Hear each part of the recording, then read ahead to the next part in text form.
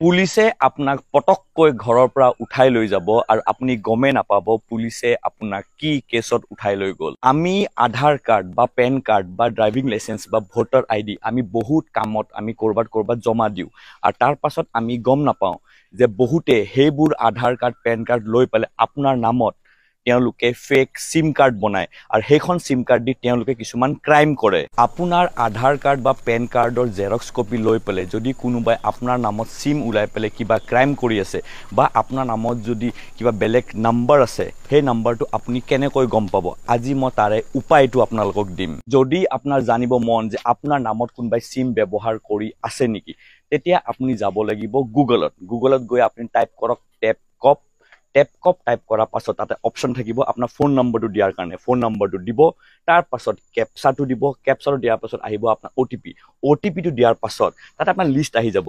মানে ধৰকচোন আপোনাৰ নামত যদি কোনোবাই সিম ব্যৱহাৰ কৰে তাতে লিষ্ট আহি যাব আৰু লিষ্টৰ ভিতৰত যদি এনেকুৱা এটা নাম্বাৰ আহে যোনটো নাম্বাৰ আপোনাৰ নহয় আৰু আপোনাৰ নামত কোনোবাই ব্যৱহাৰ কৰি আছে, তাতে আপুনি টাইপ কৰি দিব, য'ত মানে অপশ্যন থাকিব নট মাই নাম্বাৰ বুলি। নট মাই নাম্বাৰত আপুনি ক্লিক কৰি দিব। ক্লিক কৰাৰ পাছত 2 ঘণ্টাৰ ভিতৰত সেই নাম্বাৰটো ব্লক হৈ যাব। এই ভিডিঅ'টো বিৰাট দৰকাৰ। যদি আপুনি কাৰোবাৰ কোনোবা আপোনাৰ মৰমৰ মানুহ আছে, মৰমৰ মানুহলৈ এই ভিডিঅ'টো শ্বেয়াৰ কৰি দিব। বিৰাট দৰকাৰী ভিডিঅ', সকলোলৈ শ্বেয়াৰ কৰি দিব। জয় অসম।